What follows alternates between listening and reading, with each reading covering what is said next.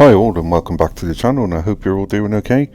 Sorry it's been a while, I've had a lot going on just recently, but all's good, so I'm back now, and hopefully the YouTube algorithms will be nice to me. So anyway, I wanted to chat quickly about the silly season, still not over, Perez and Norris in particular, and the whole Massa legal challenge, and the new technical directive that comes into effect this weekend at the Singapore Grand Prix. So let's start off with Helmut Marko. Yeah, he's made it very clear that he's interested in Lando Norris joining the team, and Perez seems to be potentially hinting at his Red Bull exit sooner rather than later. I mean, this is what the media are saying, but from what he said, well, I'll let you hear what he said. He recently said, "I think that now, with the season we've had, it's important in the next races to be in an environment where I feel I can contribute. And if that place in 2024 isn't here, then we have to look for alternatives. But for now, my main focus is to stay here and win more races." Now that tells me, I don't know, that seems to say that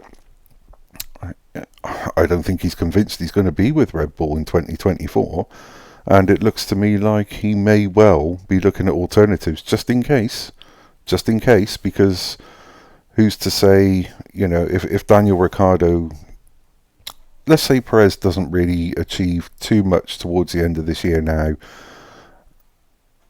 and then obviously he may start 2024 with Red Bull, but that doesn't guarantee a seat for the rest of that season. And they've got Liam Lawson, who's doing really well in the AlphaTauri, and obviously Daniel Ricciardo to fall back on. So there's two positions there and two drivers to fill them. But then again, you've got to bring Lando Norris into this equation. But we'll get onto that in a minute. But anyway, and so Helmut Marko has also admitted to the media that Perez is not consistent. He's not always focused. Norris has a contract until 2025. He is definitely a candidate for us. But could this happen sooner? I don't know. I don't know, because I think it's difficult. Max has warned his friend and likely future teammate Norris that the grass isn't always greener when switching teams. So I'm not sure this is a great idea for Lando, because he can be very harsh on himself. We've seen this before. If he doesn't deliver or makes mistakes, he can also take time to bounce back from issues like that. We've seen it before, and I think Lando's a great driver. I really do, but I do think when something goes wrong, it really does get him down. But anyway, let me have your thoughts on that down in the comments, because I really would love to hear that. I really would, but. Yeah, I really do think Perez is thinking that if he makes it to 2024 in Red Bull, I don't think he thinks he's going to be staying the entire 2024 season with Red Bull. I'm not so sure. Anyway, on to Massa. So although it's highly unlikely he will get the 2008 championship overturned, he's certainly given it a go. We'll give him that. But just the fact he's started legal proceedings has led to a whole new can of worms being opened. Sean Kelly, at the virtual Statman on X, said, if Felipe Massa succeeded in getting the Singapore 2008 result annulled, which would reverse the outcome of that year's world title, Lewis Hamilton could try and get the Belgian 2008 penalty overturned, which would reverse the title back in his favour by 1 point. And we're going to find more of these stats turning up, and things where a championship could have been won if this had been changed, if that had been changed. It's all going to come out now. But then even Bernie Ecclestone has given his thoughts by saying the Massa clan is only interested in the money. Hamilton and Mercedes could also have filed a lawsuit against the FIA after the not very clean finale in Abu Dhabi 2021.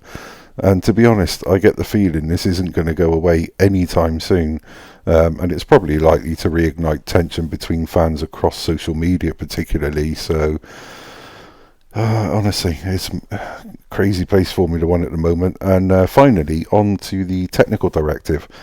From this weekend's Singapore Grand Prix, the flexi wing issue has been addressed, and this is expected to have a noticeable impact, believe it or not, on Mercedes and their rear wing, and Red Bull and their floor design. Probably separately to this, Max has already said this weekend will be their most challenging race this year. So, could this new technical directive make it even harder for them? Yeah, I don't know. It's just all fascinating stuff. I can't remember if Max said that after. Well, I suppose it would have been after the technical directive was being introduced for Singapore. But Mercedes flexi wing, well, maybe it'll make them a bit quicker. I don't know. I have no idea. But whatever it is on the Mercedes, it's not working, but clearly it's working well on the Red Bull. But I still think this weekend's going to be quite an interesting one. The Singapore Grand Prix does always give you some excitement. So I'm sorry for the long video. I'm sorry to take so long to bring you another one, but yeah, feel free to chat down in the comments and let me have your thoughts on what I've covered tonight. Hopefully I've got another video coming out very, very soon. I'm not sure if I can get it edited in time, but I will do my best. But thank you for your continued support. Again, it really does mean a lot to me. And until the next time, please like and subscribe if you do like what I'm doing, and also press the notification bell, because then you'll get plenty of warning that I'm back with another video, which I know you will find highly entertaining. But anyway, until the next time, take care all, and thanks for listening. Cheers.